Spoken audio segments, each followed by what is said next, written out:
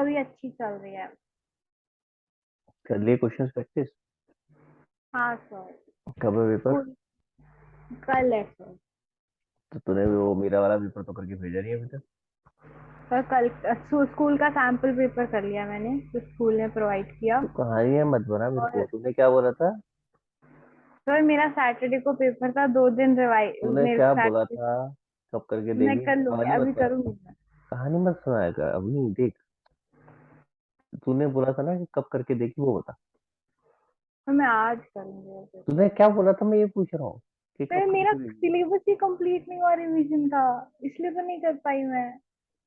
मैं अभी एक सवाल पूछ रहा हूँ, तो तूने मुझे मैंने 15 कहा था लाइनें कि बोल मैं दी। एग्जाम टाइम में करूंगी, जब मेरा एग्जाम आएगा कब तब। कब कब? हाँ कब करेगी? उससे पहले एक डेट बोली थी तूने, एक दिन बोला था कि मैं इस दिन करके दे दूँ।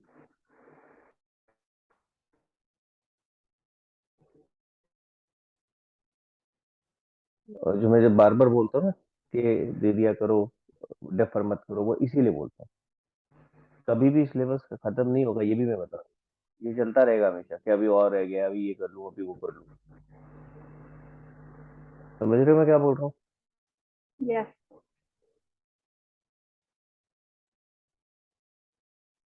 तो इसलिए पेपर दो ताकि पता चले कि कितना आता है कितना नहीं आता है।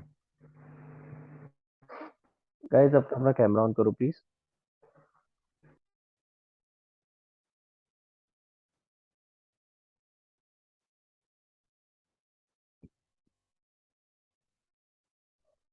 हाँ जी गाइस, अपना अपना कैमरा ऑन करो प्लीज।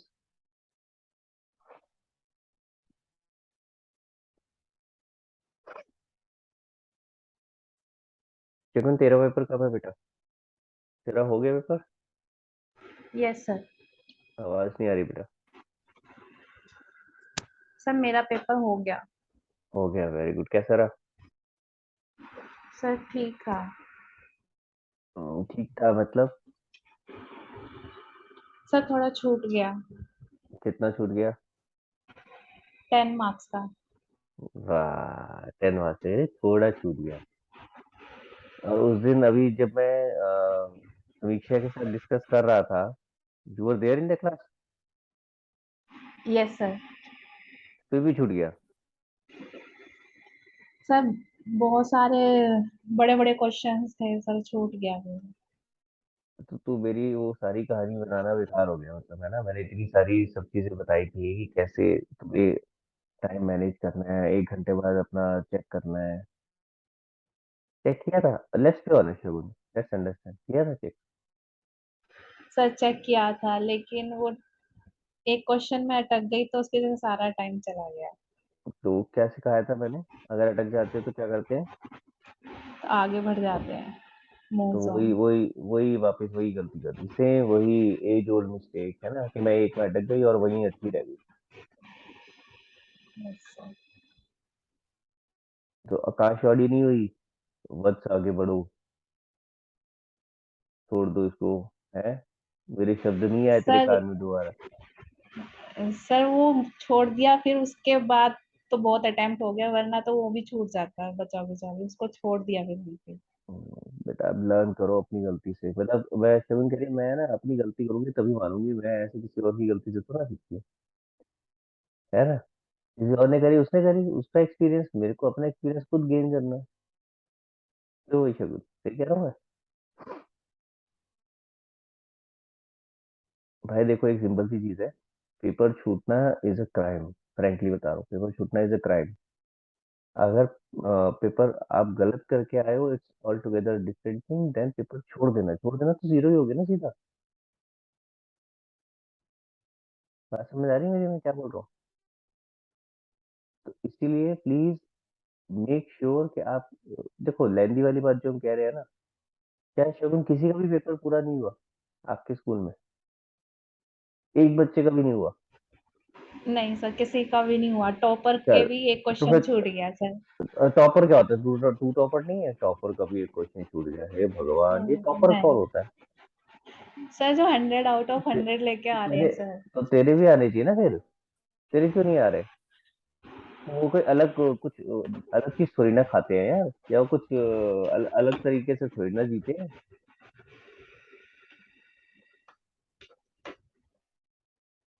ऐसे डिफरेंशिएट क्यों जो तुमने उनको टॉपर। भाई टॉपर और कुछ नहीं होता, हम लोग ही होते हैं। समझ में आ रहा है शगुन मैं क्या कह रहा हूँ? जिस दिन तेरे को ये समझ आ जाएगा ना, जिस दिन रियलाइज हो जाएगा कि वो कुछ अलग नहीं होता, बस मेहनत होती है और कुछ नहीं, फिर अपने और उनमें डिफरेंशिएशन खत्म हो जाएगा। क्लियर है? तो अपने आप को टॉपर से कम नहीं समझा करो। और सीधी सी चीज एक बता रहा हूँ, अगर आपको लग रहा है ना सबका छूटा होगा, हाँ ये तो तेरे फिर भी आने चाहिए। भाई अगर लेंदी था, सभी के लिए लेंदी था, बट तो ये तेरे आने चाहिए। सभी का छूटा होगा ना फिर तो। जब लेंदी था सबके लिए था। क्यों भाई, गलत कह रहा हूँ मैं? अगर सबका नहीं छूटा इतना, इसका मतलब तुमने कुछ गलती करी है जो बाकियों ने नहीं करी। दो गलती, दो तरफ हो सकती है वो गलती, या तो नहीं करी, उन्होंने ज्यादा अच्छे से करी है, इसलिए उनको टाइम कम लगा क्वेश्चन में। नॉर्मली क्वेश्चन में टाइम क्यों लगता है? आप सोचने लग जाते हो इस क्वेश्चन को करना कैसे।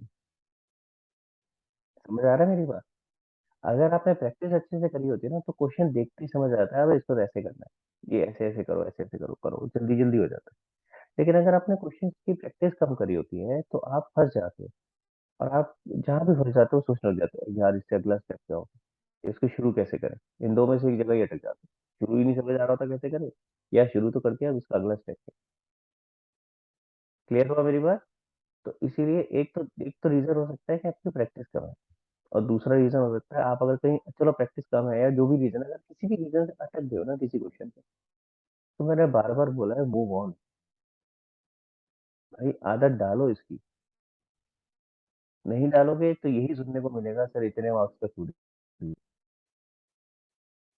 एक सेकंड रुकना पड़ेगा गाइस, मेरा जो ईयरफोन की बैटरी खत्म हो गया, मैं दूसरा लगाता हूँ।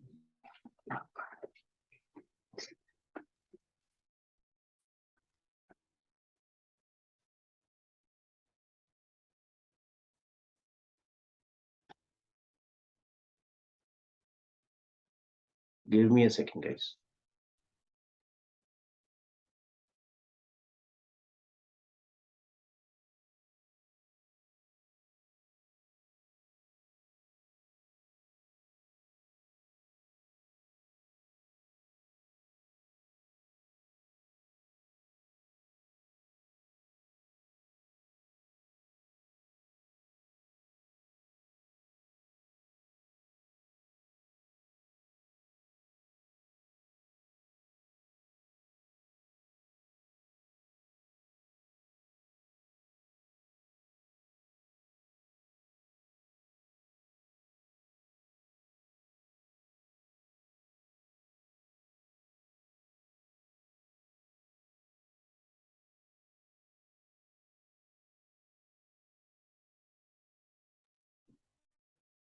मैं एक सेकंड ये कर रहा हूँ, सारे गायब हो जाते हो है। चलो भाई जल्दी से कैमरा ऑन कर दो। भाई ईयरफोन तो मेरे को मिल नहीं रहा, तो ऐसी बात करते हैं, आवाज आ रही है मेरी? हाँ तो अब नहीं, तूने भी यही करना है। नहीं सर, मैं तो देख के करती हूँ, थ्योरी पेपर में भी देख के ही करती हूँ। तो जब तू पेपर दे के आएगी तब देखेंगे कि क्या बोलती है तू, तो क्या वो लेंदी अलग वे में होगा सर, देखती तो हूँ मैं कि मैंने लेंदी कितना अलग वे किया। में क्या होगा तेरे लिए, कुछ अलग तरीके सर का लेंदी आता फिर वो है? हो जाता है सर, एनवायरनमेंट भी क्या? तो होता है ना सर, मेरे को ना फिर कहानियां मत सुना, एक्सटर्नल, तू फिर मुझे कहानियां मत एक्सटर्नल सुना, तू फैक्टर्स बहुत ऑल्सो होते बहुत कहानियां पेलती है यार। बहुत कहानियां पेलती है, मैं जो सिंपल सी बात कर रहा हूँ ना, उसको समझो। देख सुन मेरी बात सुन, मैं सिंपल सी बात कह रहा हूँ, पेपर दे, और ये देख के अभी भी टाइम से हो रहा है कि नहीं हो रहा है, क्वेश्चन आते हैं कि नहीं आते हैं। जो अभी शगुन आप कह रहे हो ना टॉपर वाली बात, ठीक है, मैं एक आपको एक सिंपल सी बात बता रहा हूँ। सिर्फ सबसे बड़ा एक डिफरेंशिएशन, सिर्फ एक छोटा सा डिफरेंशिएशन बता रहा हूँ, नॉर्मल बच्चे पढ़ाई करने में और टॉपर की पढ़ाई करने में। टॉपर क्वेश्चन पेपर बहुत प्रैक्टिस करता है। टॉपर बनता कैसे है? वो प्रैक्टिस जो मैं बोल रहा हूँ ना, वो प्रैक्टिस किस चीज की होती है? सिर्फ क्वेश्चंस की नहीं, क्वेश्चन पेपर की होती है। आप जितने ज्यादा क्वेश्चन पेपर्स अटेम्प्ट करोगे ना, उतना ज़्यादा आप यूज़्ड टू हो जाओगे कि हाँ यार 80 मार्क्स का पेपर मुझे कैसे देना। आ रही है मेरी बात समझ में? उतना ज़्यादा आप यूज़्ड टू हो जाओगे, आपको समझ आ जाएगा कि हाँ यार पेपर मेरा नॉर्मली कहाँ अटकता है, किन क्वेश्चंस में जाके मैं फँस जाता हूँ। नॉर्मली किस स्टेज पे जाके फँसता हूँ। एक आपको आदत डालनी होती है कि आप एक टाइप ऑफ क्वेश्चन से दूसरे टाइप ऑफ क्वेश्चन पे कैसे जाओगे। अभी तक आप जब क्वेश्चन प्रैक्टिस कर रहे हो तो पता है कैसे कर रहे होते हो? चलो इश्यू ऑफ शेयर कर रहे हैं तो इश्यू ऑफ शेयर कर रहे हैं। सारे क्वेश्चन इश्यू ऑफ शेयर के हैं। तो एक फ्लो बना हुआ है, आराम से क्वेश्चन होते जा रहे हैं। जब आप फंडामेंटल कर रहे हो तो सिर्फ फंडामेंटल के क्वेश्चंस कर रहे हो।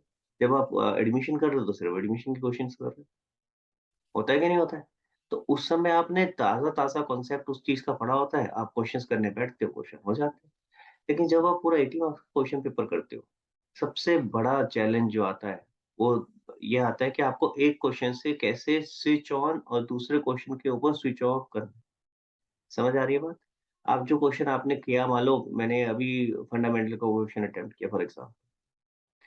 अब अगला क्वेश्चन है आपका एडमिशन का। तो कैसे मैं फंडामेंटल से स्विच ऑफ करूँ, वहाँ से हटूँ और कैसे मैं स्विच ऑन हूँ कहाँ पे? एडमिशन। यानी मैं एडमिशन के कॉन्सेप्ट को जल्दी से रिकॉल करूँ कि क्या था। आ रही है बात समझ में? और यही चीज़ टाइम खा जाती है और फिर हम ब्लेम करते हैं कि यार पेपर टाइम से नहीं हुआ, बहुत ज़्यादा लेंथी था। कहीं न कहीं हमारी भी कमी थी। मैं आपको वही बता रहा हूँ। आप अगर जिस दिन ये रियलाइज़ कर लोगे ना कि मैं क्या और अच्छा कर सकता था, जिस दिन ये रियलाइज़ हो जाएगा, ये समझ में आ जाएगा, उस दिन पेपर आपका छूटना रह जाएगा। जो अभी पेपर छूट रहा है ना, वो बंद हो जाएगा, खत्म हो जाएगा। प्रथम भाई तू आज मिस्टर इंडिया बना रहेगा क्या?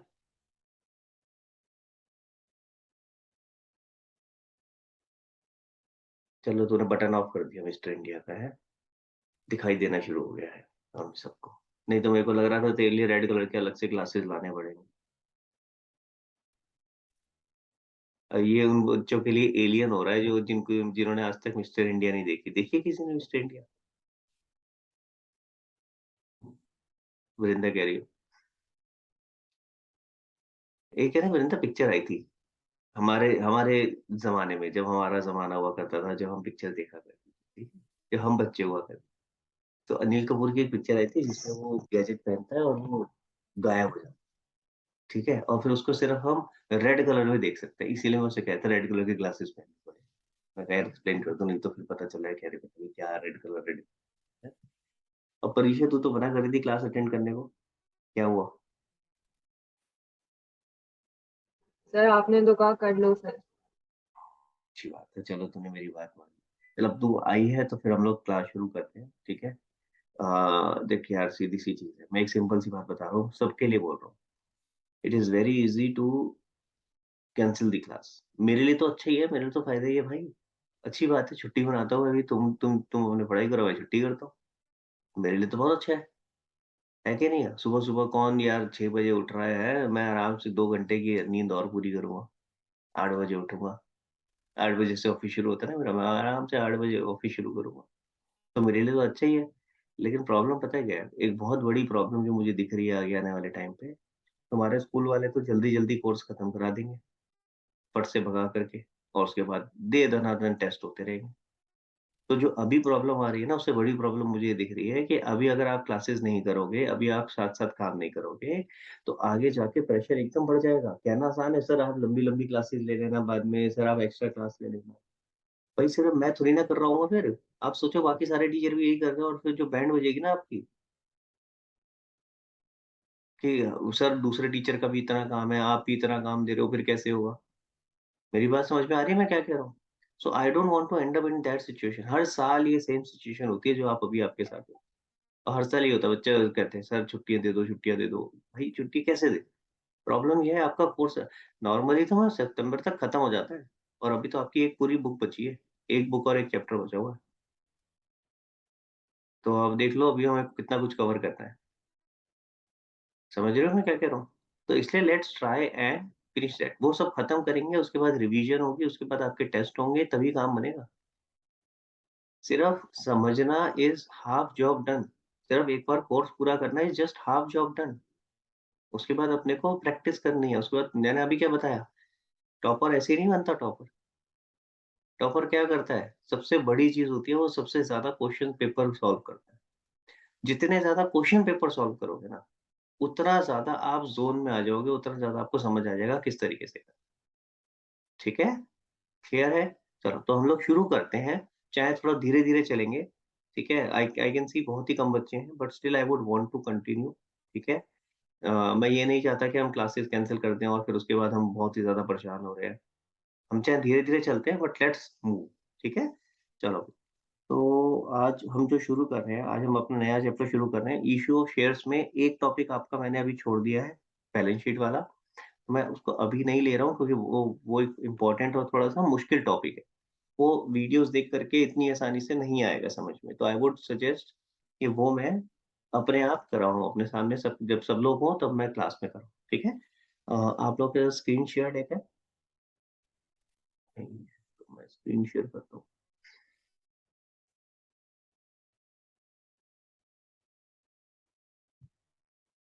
अभी शेयर हुई क्या?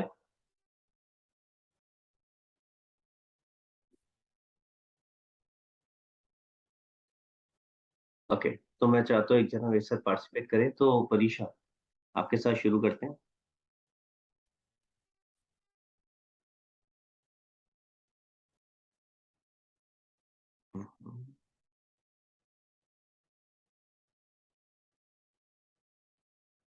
कुछ याद है इशू ऑफ शेयर, या इशू ऑफ शेयर भूल गए हम बाकी चीजें करते करते?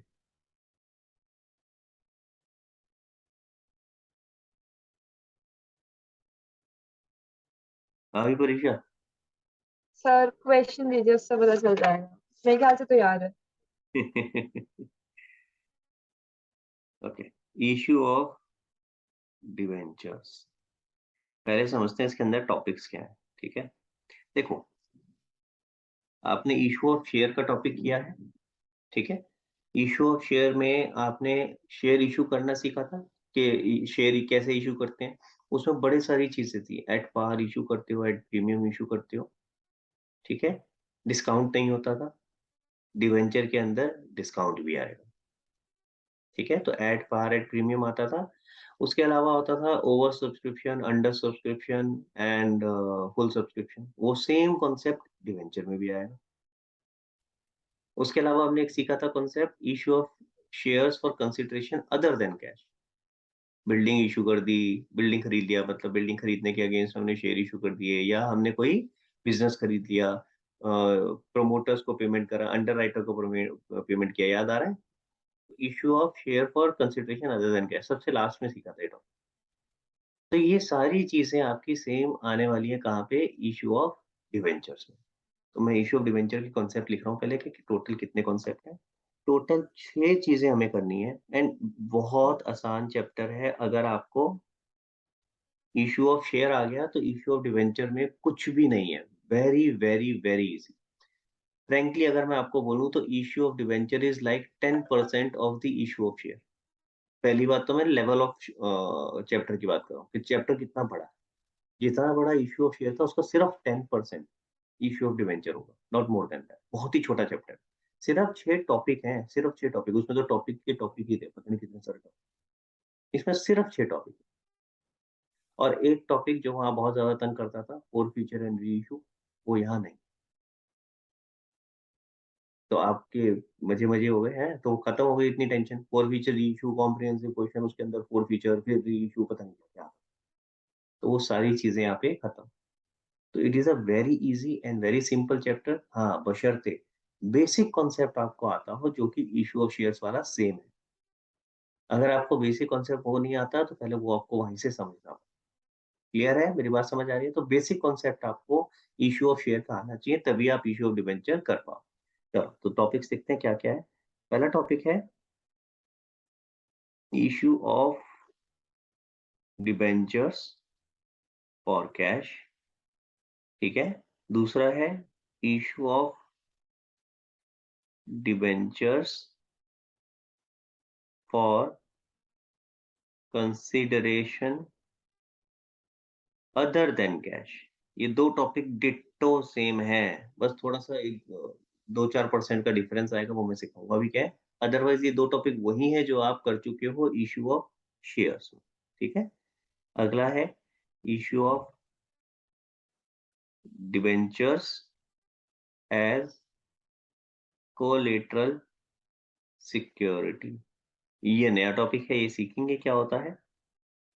issue of debentures with redemption clause, then interest on debenture, and the last topic is writing off of discount on issue या loss on issue of debenture. ठीक है, तो आज हमारा टारगेट रहेगा, हम आज शुरू के जो 2 टॉपिक हैं, will try to complete those 2 topics which are same, जो आपके बिल्कुल उसी की तरह हैं जो आपने शेयर्स में करे थे। आगे बढ़ने से पहले मैं जानना चाहूंगा, डिबेंचर पता है क्या होता है? परीक्षा, डिबेंचर पता है क्या होता है? सर एक बोरोइंग का ही फॉर्म होता है। ये थ्योरेटिकल आंसर ना बड़े मजेदार लगते हैं मेरे को। हमने बीएसटी में ना बड़ा थ्योरी थ्योरी सीखा होता है, और हम थ्योरेटिकल चीजें बताते हैं ना, उसको प्रैक्टिकली रिलेट करके अगर जब तक नहीं देखोगे ना तो समझ नहीं आएगा क्या है। तो क्या होता है, बोरोइंग का एक जो फॉर्म होता है वो क्या फर्क है उसमें? ऐसा कैसा फॉर्म है? अगर मैं नॉर्मल लोन ले रहा हूँ और डिबेंचर के थ्रू बोरोइंग कर रहा हूँ, उसमें क्या फर्क है? इसमें शेयर्स इन्वॉल्व होते हैं बोरोइंग के साथ। बिल्कुल नहीं यार, शेयर्स कहाँ से आ गए भाई? शेयर और डिबेंचर अलग अलग चीजें हैं, मिक्स क्यों कर रहे हो? एंट्री सिमिलर होती है, इसका ये मतलब थोड़ी ना कि शेयर और डिबेंचर सेम हो गए। कोई और बताना चाहेगा डिवेंचर क्या होता है? किसी को कुछ और आइडिया? वीएसटी पता चल रहा है कितने अच्छे से पढ़ी है। हाँ भाई,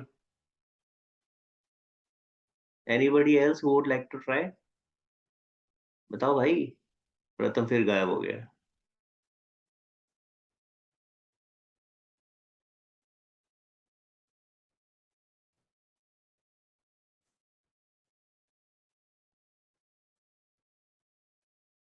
प्रथम आजा भाई, कहाँ चला गया?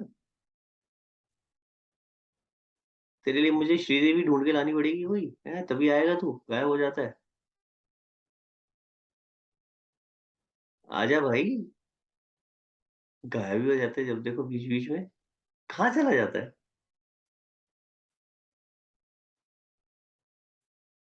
सर डिस्कनेक्ट हो गया था। चल ठीक है। हाँ जी, परीक्षा। ओके गाइस, मैं आपको जल्दी से ब्रीफ कर देता हूँ, कोई और अटेम्प्ट ही नहीं करना चाहता, which is not good, but ठीक है चलो, मैं आपको ब्रीफ कर। देखो, सबसे पहली चीज परीक्षा ने बोला, debenture is just like loan. ठीक है, लोन का एक फॉर्म होता है, विच इज करेक्ट। ठीक है, तो डिबेंचर भी एक तरह की बोरोइंग है।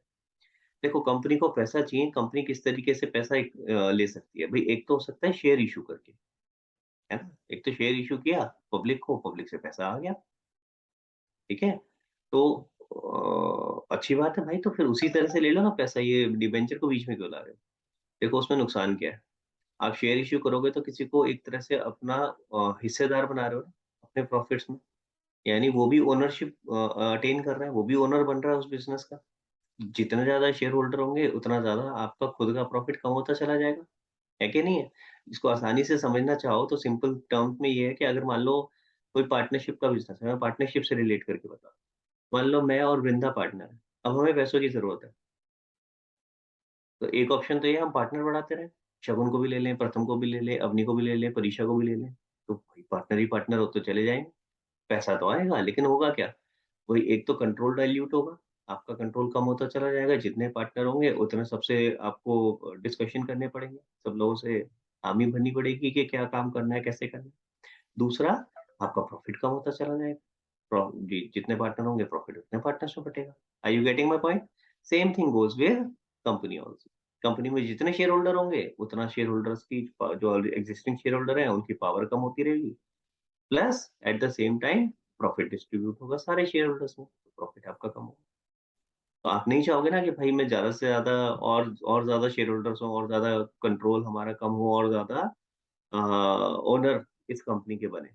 Are you getting my point? तो दूसरा तरीका क्या है? आप उधार ले लो, लोन ले लो। तो सर लोन ले लो ना, फिर डिबेंचर एक नई चीज बीच में क्यों ला रहे हो? तो एक तरीका तो था, सिंपल लोन ले लो। कि भाई मैंने बैंक से लोन लिया और वापस कर दिया, तो वो भी होता है, कंपनियां लोन भी लेती हैं, but this is another form of borrowing.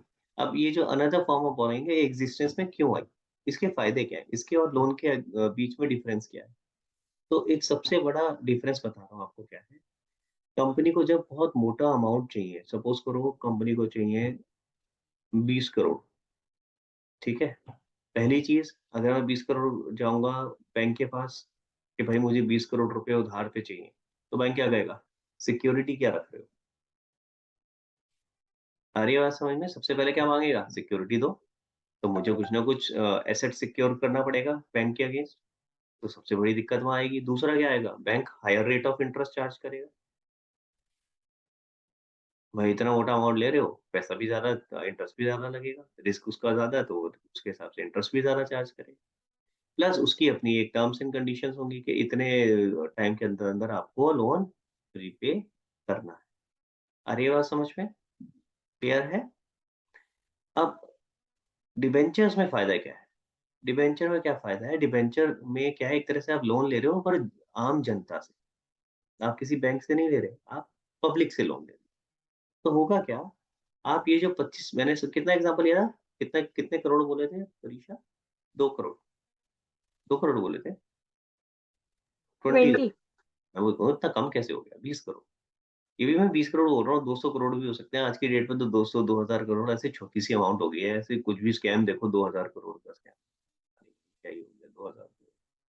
हाँ जी, तो सपोज करो 20 करोड़, 20 करोड़ रुपए मुझे चाहिए, तो मैं क्या कर सकता हूँ, मैं पब्लिक से ये पैसा उधार ले सकता हूँ, सेम फॉर्म में जैसे हम शेयर्स में लेते हैं। आप जब शेयर्स में पैसा रेज करते थे तो क्या करते थे, पब्लिक से पैसा आता था और बदले में आप उन्हें एक कागज का टुकड़ा देते थे जिसको हम बोलते थे शेयर सर्टिफिकेट। सेम चीज होगी यहाँ पे, क्या होगा, पब्लिक से जब आप उधार लोगे, ठीक है, जो भी आप उधार लोगे उसके बदले में आप एक कागज का टुकड़ा दोगे जिसको हम क्या कहते हैं, डिवेंचर्स।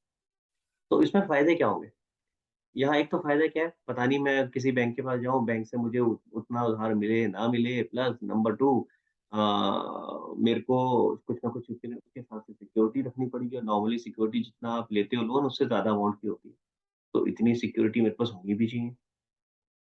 यहाँ पे मेरे को ये सब चीजें करने की जरूरत नहीं है। हाँ ऑब्वियसली अगर मेरी गुडविल होगी तभी कोई पैसा लगाएगा मेरी फर्म में, मेरी कंपनी में, अदरवाइज नहीं लगाएगा। समझ आ रही है मेरी बात?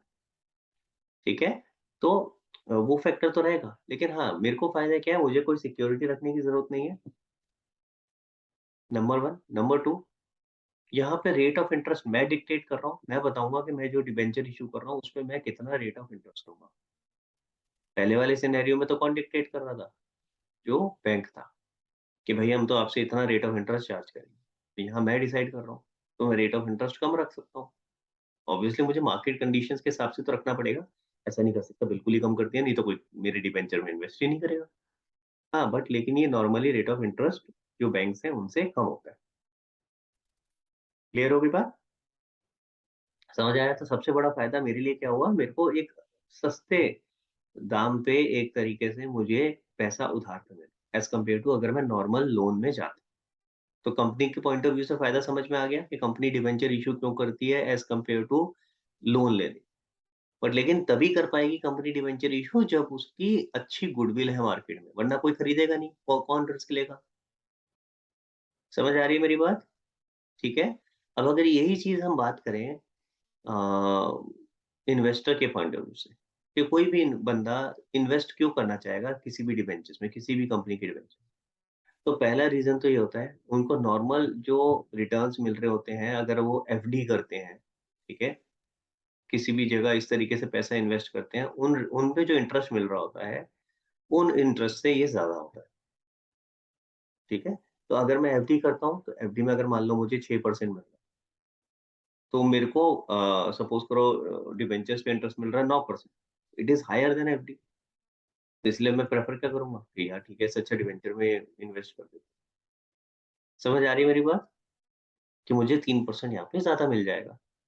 लेकिन अब प्रॉब्लम क्या है, प्रॉब्लम ये है कि भाई मैंने पैसा इन्वेस्ट कर दिया, कंपनी को चाहिए 10 साल के लिए, तो क्या मैं 10 साल के लिए बन जाऊंगा? अब डिवेंचर में ये फ्लेक्सिबिलिटी हो, आप अगर किसी और से उधार लेते तो वो तो फिक्स हो जाता। सपोज करो कंपनी किसी से उधार ले रही है, आईसीआईसीआई बैंक से या किसी से भी, तो वो तो 10 साल के लिए बंद गए ना, ये 10 साल के लिए पहले ही सोच करके देंगे, अगर देंगे तो ठीक है, नहीं 10 साल के लिए पैसा है तब तो दो वरना मत दो। यहाँ ऐसा नहीं है, यहाँ क्या होगा, यहाँ पे क्या होगा, आपने अगर डिबेंचर्स में इन्वेस्ट कर भी दिया और मान लो 1 साल के बाद आपको पैसों की ज़रूरत है, तो आप क्या करोगे? डिबेंचर बेच दोगे। जैसे शेयर्स बिकते हैं मार्केट में, इसी तरह से डिबेंचर्स भी। समझ आ रही है मेरी बात? क्लियर हो गया? तो it is a win win situation for both.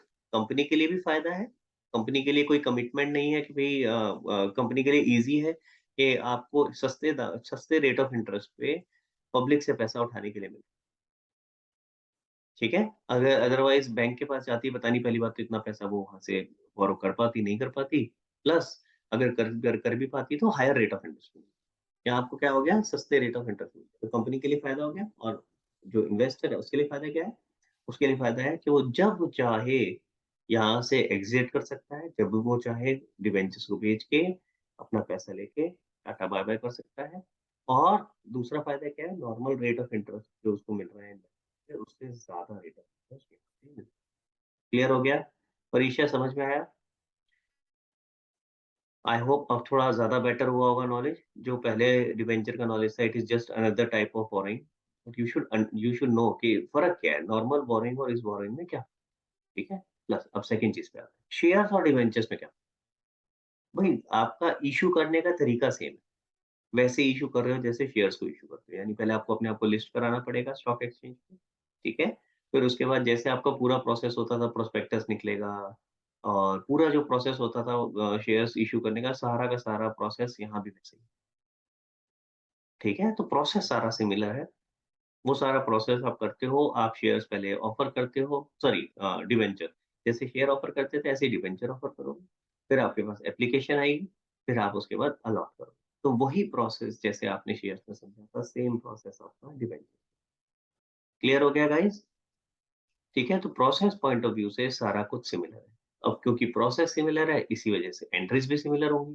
तो ज़रा शुरू करते हैं, सबसे पहली चीज़ समझते हैं। यहाँ तक कोई डाउट परीक्षा? ओके, सबसे पहला टॉपिक है issue of debenture for cash. सबसे पहले इसी को लिखते हैं ज़रा, देखते हैं इसमें क्या फ़र्क।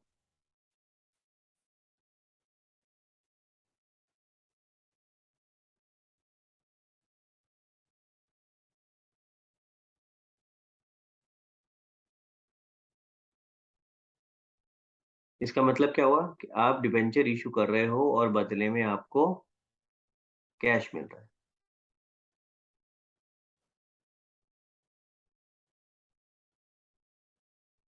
जैसे हमने टॉपिक देखा था issue of shares against cash, ठीक है? तो issue of share for cash उसमें भी यही होता था कि आपने शेयर इश्यू करे और बदले में कैश मिल रहा। ये तो हमने बाद में करा था for consideration other than cash, पर मोटा-मोटा जो भी चैप्टर था वो सारा कैश के ऊपर ही था कि बदले में कैश मिल रहा है।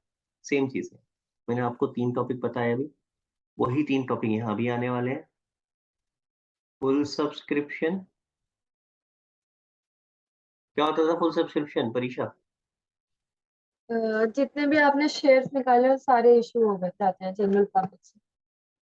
हाँ, मतलब उतनी एप्लीकेशंस आती हैं। जितने आपने ऑफर किए थे उतनी ही एप्लीकेशन आ गई। तो जैसे शेयर्स में होता है सेम चीज़ यहाँ होगा, जितने आपने डिबेंचर्स ऑफर किए, उतनी ही आपके पास डिबेंचर्स के लिए एप्लीकेशन आ गई।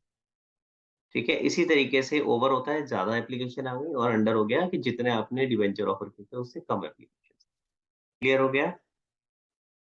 तो ये सेम हो गया। इसके अलावा हमने सीखा था लंप सम और इंस्टॉलमेंट, कि जितने का भी आपका शेयर है, आप सारे पैसे इकट्ठे मंगा सकते हो या फिर इंस्टॉलमेंट में मंगा सकते हो। सेम डिट्टो कॉन्सेप्ट यहाँ है। जितने का डिबेंचर है, आप सारे के सारे पैसे इकट्ठे मंगा सकते हो या आप डिबेंचर के पैसे इंस्टॉलमेंट में।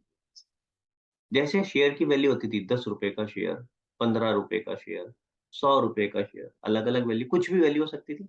सेम चीज़ डिबेंचर में है। ₹10 का डिबेंचर, ₹15 का डिबेंचर, ₹100 का डिबेंचर, कुछ भी वैल्यू हो सकती है।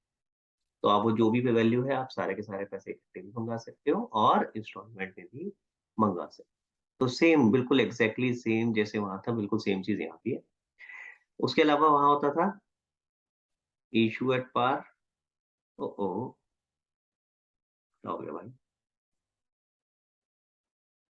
हाँ जी, उसके बाद होता था issue at par and issue at premium.